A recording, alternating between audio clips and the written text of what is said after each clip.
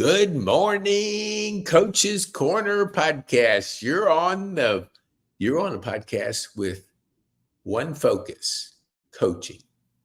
And we have Coach Farrell, and he's been with us a number of times, and we're going to really drill. You're going to be able to see three things over and over and over again. Now, why do we do this? Because you have to know the three things that are going to impact your business. And you have to be really diligent today and intentional about how you do things, because the world has gotten a whole lot more competitive and it's not going to change. So having a coach is essential to being successful or capturing the greatest opportunity you can in business. First, before we start, we got to have a congratulations. You're looking at a granddad now. So, Coach, what are they calling you now that you're a granddad?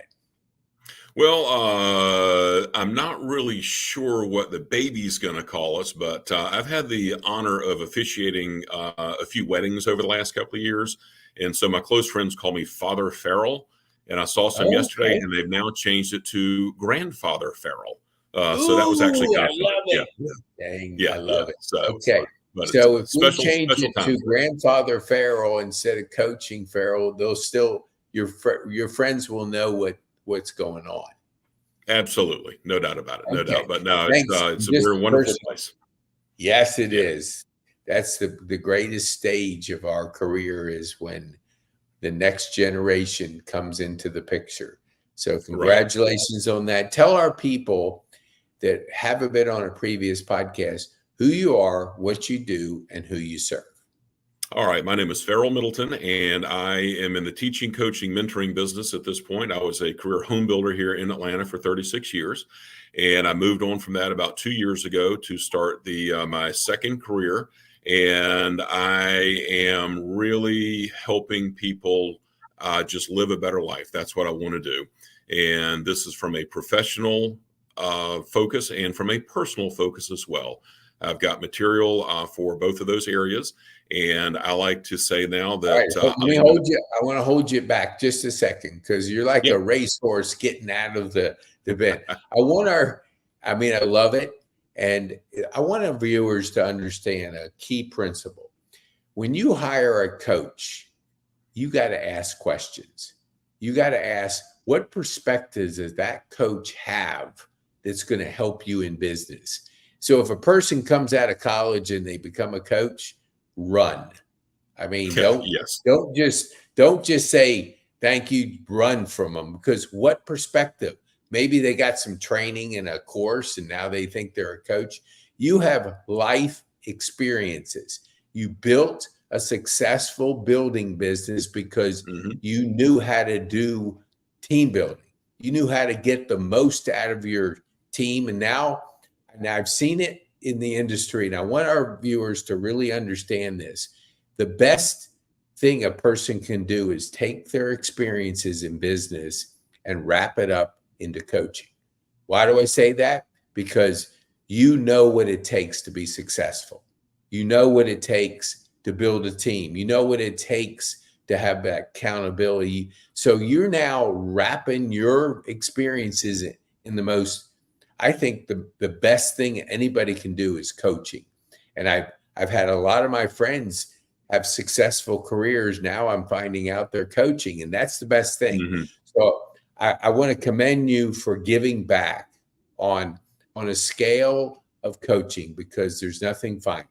So we're going to cover 3 points, and I want us to discuss each point. So first, that team building aspect. Team building. We were discussing these, so we're just getting it down. Okay. We don't know what we don't know. That outside perspective in business is critical. And I'm going to cover all three. Then we're going to come back and we're going to have a conversation about it. I want you to be real cognizant of team building. And that means the right people in your organization. You've heard the term, right people on the bus, meaning you have to have a plan where you're putting people in the right positions to serve your business. And the last thing accountability, and we'll talk about that in just a second. So, Farrell, what would you say to that first don't know what we don't know in that outside perspective? What would our viewers want to know on that point? What's important to the growth of their business if they have that outside perspective? And yeah, I think this is such an important topic because basically people get tunnel vision. I'm a subject of that as well, and it's very easy to do because we get into what I'll call just the daily grind of our business, whatever our profession or vocation is, whatever we choose. There's a lot that goes into that on a routine basis, daily, weekly, routinely, whatever you want to say. And it is just so easy to get wrapped up in focusing on what has to get done from, let's say, Monday morning through Friday afternoon for a typical work week. Okay. And a lot of times what people will do is they will just get into this rhythm or a groove and they can't get out of it because it's what they do. And so the outside perspective will allow them to kind of analyze what it is, how they're going about their these routines of managing their business in the way that they need to. And it will help them look at things a different way. And some of those may be different and better, more productive ways to do it. But the other thing I'm finding as well, Pete, and this is really important, I think a lot of people forget this, is it's good to be reminded sometimes of things that you're doing the right way. Right. And that are working for you. I've had a lot of light bulbs go off with some of the people I've gotten in front of when I've gotten into some conversation regarding a particular topic or a particular subject matter.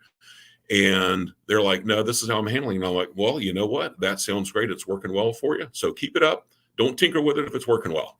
And one thing I do not like are solutions looking for problems and fruitless tasks. I did a lot of those over the years. Yeah. So that's my thought there. High performers recognize their calendar as their friend, meaning I heard it said that you look at a person's calendar and you can tell where a person's priorities are. And you have a perspective of coaching numerous people and seeing the habits of people and what they're doing. So, sometimes we don't know what we don't know because we're not looking at a bigger picture, and we're in our tunnel vision of our work. And that today's so much more competitive. You look at where AI is coming in, and that's just a tool, but it is a tool that can be used in your business. And if you don't know how to use it, if a person, let's say a client saying, Farrell, what are you hearing from your clients of how they're using AI in their business? Because you have a perspective of a number of different situations, you're able to shed that light on your clients to help them understand things like that. You can look it up online, but a human being like yourself who's trained in coaching, who has a successful career, is going to give them that experience of, hey, yeah, I had this client and they were using it this way. And so now my perspective is different because I see how somebody's using something new. So I like that your perspective is just a lot wider for your clients. What would you say the team building? Let's go back to your career in building. Team building, what did you do with, because contractors are probably the hardest group of people to kind of get to work together. My sister was just telling me they had somebody that they had worked for 10 years, and they had to get their rental property ready for the season. So they thought, hey, 10-year relationship, that shouldn't be a problem. The guy kept stringing them along. And my brother-in-law kept saying, oh, he'll come through. Well, he didn't come through. Now they're in a bind. They don't live in the town that they have the rental property. So they don't have a team of people they can call. They were calling all their friends. Do you know anybody? Do you know anybody? Because you don't go Googling anybody at that time. You better have good relationships built, because when you need something, the relationship will deliver. So when you were building your team, what was that biggest challenge as you were have all these contractors and you got deadlines on when to build a house and you Hmm. got to have, this contractor before this contractor. And if this contractor doesn't show up and the other one shows up before the drywall goes up and you have to put in the floor, it doesn't work. So how Hmm. did you manage that puzzle? Basically, well, that's a loaded question, Pete. You knew that, Oh, but I know it's it a great is. one. Yeah, it's a great one. No, with regard to that, number one, it started with my internal team. Okay. And this was my staff of internal operations people, purchasing, estimating, architecture. And then we had the construction team, the guys in the field that actually managed the process of getting the houses built and doing all that coordination you mentioned with the trade base. And then, of course, we had our sales staff; they had their parts to do, and everybody else. But those are the three main ones. And so, start with your internal team, and that's part of what I call my program material called A environment. You have to create an A level environment for your team to be able to perform. And if you can do that, then you'll have a better chance of getting A performance from them. So start with your internal team. It has to go there. And then you start with what I call close external partners. Every company has them. With me, most people immediately think that it was the suppliers and subcontractors, the framers and the cabinet guys and the carpet layers and all that kind of thing. But it was also what I call the professional service providers, which were the bankers that financed the business, the mortgage providers that provided services to my customers, the closing attorneys. All of them had to be on their game, every day in order to provide, services to us that we could then use to provide the products to our customers. So start internally and then work with your close external partners because they support your business on a daily basis. And if they are not performing well, it will affect you. And if you're not performing well, it will affect them. And with the subcontractors and suppliers, the biggest challenge that we have in home building is, like you alluded to a moment ago, if this guy doesn't show up and do his job, then the next guy can't show up and do his job properly. I tried as hard as I could, and I was fairly successful with this in the industry of trying to create that A environment where my trades could run a good business. They could make a profit. Profit is not a four-letter word. Let's be very, very clear. It is not. Everybody has to make a profit. And so I tried really hard to set the stage for them by creating an A environment with giving them a good job site to go to, good plans to work off of, proper purchase orders, a good schedule, that kind of thing. That's the key to it. You've got to, they aren't mind readers. And then I learned this just a few years ago. I thought they could read my mind, but they could not read my mind. And I had to do a better job at letting them know what I needed from them. Yeah. Do you feel that, because I know we initially connected because of our golfing interest and we love golf and we talk strategy in those initial conversations. When you're building a team and relationships are critical, what did you do to develop those relationships? Did you play golf with them? Did you go to lunch with them? Did you do a combination of a lot of things? Share with our viewers that element of building those relationships to have those trusted A players on the team. Mm-hmm. Yeah, no, good question. And basically, it all boils down to relationships. That you just have to develop good relationships. And I believe if you are sincere and trustworthy on a routine basis, people will want to work with you. And I'm convinced of that. And so basically what I would do is, we would have the lunches and I would, go play golf, a few times a month or whatever the case may be. Not really from a deal making standpoint on the golf course.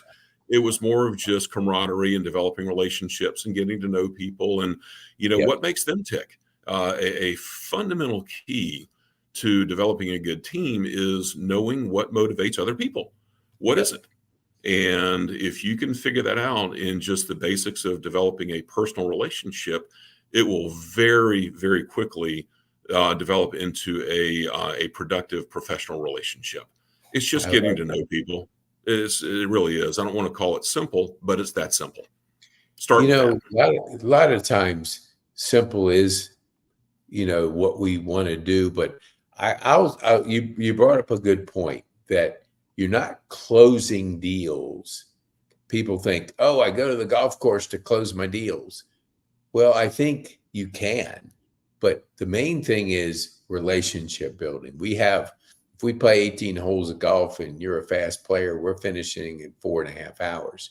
If we're a slow player, well, it could be on the other side of 5. But my point for our viewers, whatever it is, golf or, tennis or other sports, pickleball, whatever it is, spend time with people.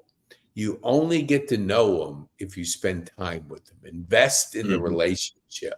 And so I think, to your point, when you're playing golf, you're building that relationship and you get to know them. Like you said, what makes him tick? What is his why? Why is he in the drywall business? Why did he decide to get into it? And if you just think of a person as a name and you're not building that relationship, when it comes down to it, that person's going to not answer your phone because you don't have a relationship. I always like that when somebody told me many years ago, you'll know the relationship you have with a person to how quickly they call you back. If it's a week, absolutely, you have no relationship. If it's a day, you have a good relationship. Now, people don't have to answer every call you make because life is busy. Business is busy. But if they have the respect and they call you back, say within 24 hours, I always kind of like that, then you have a good relationship. So you can really monitor your relationships to see, are you doing what you need to do on a regular basis to have that relationship? So when we call each other 24 hours, we're calling each other back because we have a relationship. If a week goes by, hey, we don't have a relationship. So I love that. I know that is obviously a trait that made you successful in the building business. The last thing I want you to cover is accountability. I heard somebody say one time before, we'll disappoint ourselves before we'll disappoint a person. So if I say to you, hey, Farrell, I'm going to get this done this week, that's accountability that we have.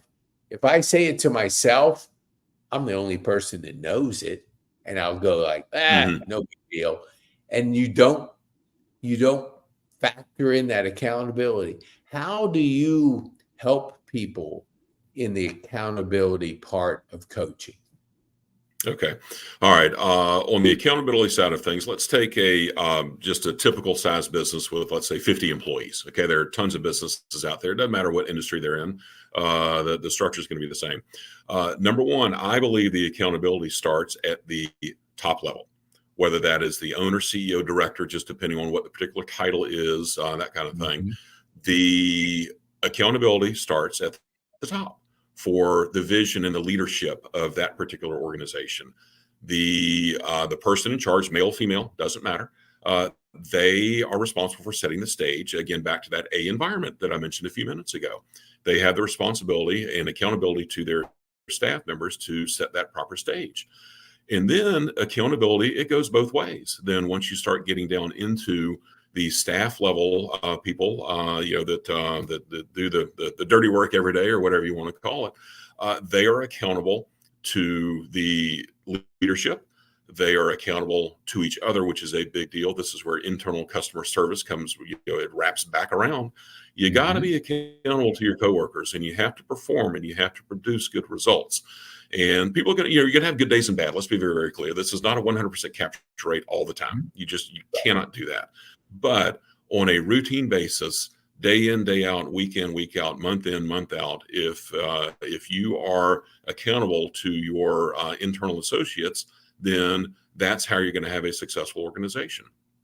Then next, back to the close external partners, you got to be accountable to them and setting the stage for them to be successful. You want to jump in and say something, Pete? No, I love it because what you're describing for me to understand and for our viewers is that is built over time.